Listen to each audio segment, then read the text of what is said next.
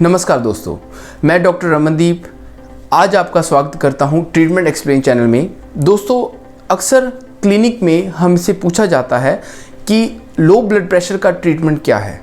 तो मैं पेशेंट्स को पहले अच्छे से समझाता हूं कि पहले हमें ये पहचानना होगा कि लो ब्लड प्रेशर का कारण क्या है। तो आज हम बात करेंगे लो ब्लड प्रेशर के ट्रीटमेंट के बारे में और साथ ही साथ ये बात करेंगे कि इसमें मेडिसिन्स की ज़रूरत है या नहीं है। तो आइए दोस्तों शुरू करते हैं। शुरू करने से पहले मैं रिक्वेस्ट करूंगा, अगर आप हमारे चैनल पे नए हैं तो प्लीज़ सब्सक्राइब का बटन ज़रूर दबा दीजिए और साथ ही साथ बेल आइकन को ज़रूर दबाएं, जिससे कि हमारी हर एक नई वीडियो की नोटिफिकेशन आपको सबसे पहले मिलेगी। फ्रेंड्स, इंडियन कम्युनिटी में अक्सर एक धारणा है कि लो ब्लड प्रेशर और हाई ब्लड प्रेशर के ट्रीटमेंट्स के लिए वो अक्सर डॉक्टर्स को विज़िट करते हैं। पर अगर हम बात करें कि इसके कारणों को अगर हम पहचान लें तो हमें लो ब्लड प्रेशर में कई बार मेडिसिन्स की ज़रूरत नहीं पड़ती। तो लो ब्लड प्रेशर का कारण क्या है? सबसे पहले आपको समझना पड़ेगा कि ब्लड प्रेशर क्या होता है। दोस्तों, ब्लड प्रेशर वो चीज़ होती है जब हमारा हार्ट जो है किस प्रेशर से आर्टरीज में वो ब्लड को पंप करता है, और उसी प्रेशर को जब हम अपने मशीन से मेजर करते हैं तो वो हमारा ब्लड प्रेशर कहा जाता है। तो ब्लड प्रेशर हाई भी हो सकता है और ब्लड प्रेशर लो भी हो सकता है। हाई ब्लड प्रेशर को हम हाइपरटेंशन हाई ब्लड कहते हैं और लो ब्लड प्रेशर को हम हाइपोटेंशन कहते हैं। और आज हम पर्टिकुलरली बात करेंगे कि हाइपोटेंशन है उसके कारण क्या हो सकते हैं। फ्रेंड्स, जो हाइपोटेंशन है उसके जनरली हम अगर क्लासीफाई करें तो उसके दो कारण हो सकते हैं। एक तो है कार्डियोजेनिक कॉज और दूसरा है सिस्टेमिक कॉज। दोनों पार्ट्स में डिवाइड करने का मकसद ये है कि आपको आसानी से मेरी बात समझ आ जाए। जो कार्डियोजेनिक कॉज है, जिसमें कि हमारा हार्ट इन्वॉल्व होता है, ऐसी कंडीशंस जिसमें हमारे हार्ट को कोई प्रॉब्लम हो और हार्ट की प्रॉब्लम या कुछ ऐसी प्रॉब्लम के कारण हमारी बॉडी का ब्लड प्रेशर जो है वो लो हो जाए।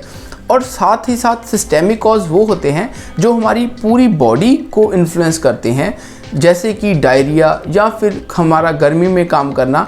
तो ये फैक्टर्स जो हैं सिस्टेमिक कॉज में आते हैं, जिससे कि हमारी बॉडी का ब्लड प्रेशर भी इन्फ्लुएंस होता है। तो अगर हम पहले बात करें कार्डियोजेनिक कॉज की, तो सबसे पहले हमें उस पेशेंट की हिस्ट्री का पता होना चाहिए जिसको हाइपोटेंशन है। अगर पेशेंट की कोई ब्लड प्रेशर की मेडिसिन चल रही है तो वो एक्सेस में हो सकती है, जिसके कारण उसके बॉडी का ब्लड प्रेशर लो हो जाए। और साथ ही साथ हार्ट की कोई ऐसी डिजीज़ हो सकती है जिसके कारण जो हार्ट है वो अपना पंपिंग कैपेसिटी को लूज़ कर रहा हो, और जिसके कारण कि उसका ब्लड प्रेशर है जो वो लो हो सकता है।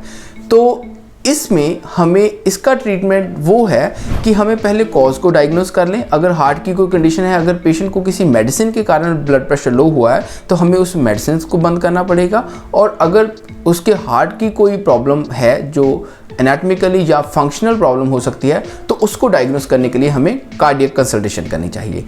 तो अब हम दूसरा स्टेप की बात करते हैं जो है सिस्टेमिक कॉज। सिस्टेमिक कॉज यानी वो फैक्टर्स जो हमारे पूरे शरीर को अफेक्ट करते हैं।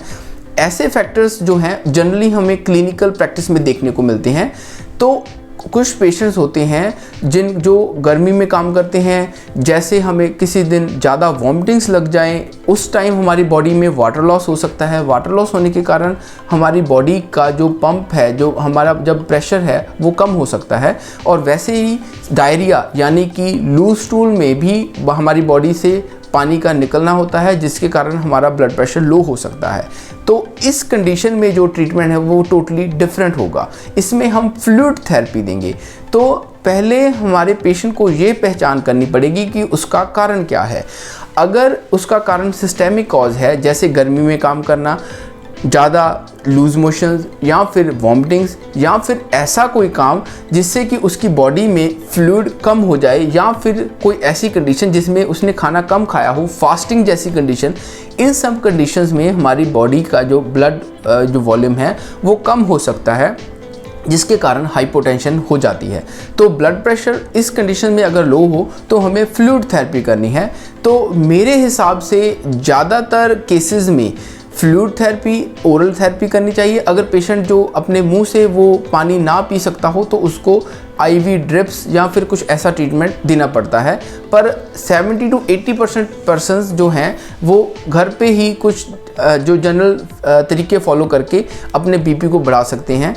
तो अब हम बात करेंगे कि कौन कौन सी चीज़ें हैं जिसको आप फॉलो करके अपना ब्लड प्रेशर जो है वो इंक्रीज़ कर सकते हो। तो सबसे पहले हम बात करें कि अगर आपने खाना जो है कम खाया हो तो आपको खाना चाहिए, जिससे कि आपको एनर्जी मिलेगी और साथ ही साथ ब्लड वॉल्यूम भी ज़्यादा होगा। और आपको बहुत ही ज़्यादा क्वांटिटी में पानी ज़्यादा पीना चाहिए। और साथ ही साथ अगर आपके खाने में नमक कम है, दोस्तों एक नमक जो फैक्टर है वो ब्लड प्रेशर को बढ़ाने और घटाने का काम करता है। अगर हम अब हमारे खाने में नमक की मात्रा, सोडियम की मात्रा थोड़ी सी ज़्यादा कर दें तो हमारा ब्लड प्रेशर है वो अपने आप ही थोड़ा सा अप हो जाता है। इसीलिए खाने में और पानी में नमक थोड़ा सा ज़्यादा डालने से हमारा ब्लड प्रेशर जो है वो अप रहने लगता है। इसी के साथ साथ हमें कुछ ऐसी एनर्जी ड्रिंक्स और साथ ही साथ जूस और अपने जो है पानी का ज़्यादा पीना, ये सब बातें हमें फॉलो करनी चाहिए, जिससे कि हमारा ब्लड प्रेशर ज़्यादा रहेगा। उम्मीद करते हैं कि ये वीडियो आपके जो ब्लड प्रेशर के रिलेटेड मिथ्स हैं उसको काफ़ी हद तक सॉल्व करने में सफल होगी, क्योंकि लो ब्लड प्रेशर में ज़्यादातर मेडिसिन की ज़रूरत नहीं होती। इसीलिए आगे से आपको कभी भी ऐसी जो फीलिंग हो तो आपको मेडिसिन की बजाय इन घरेलू तरीक़ों से अपने ब्लड प्रेशर को अप करने की कोशिश करनी चाहिए। पर साथ ही साथ यहाँ पे मैं कहूँगा, अगर जो ओल्ड एज पेशेंट्स हैं उनका जो है उनका कार्डियक चेकअप भी ज़रूर होना चाहिए, जिससे कि हम कोई सीरियस एलिमेंट, जो सीरियस बीमारी है उसको हम कभी इग्नोर मत करें। इसीलिए जो यंग पर्सन्स हैं वो ये चीज़ें ज़रूर फॉलो करें और साथ ही साथ उनको ये हाइपोटेंशन की प्रॉब्लम कभी भी नहीं होगी।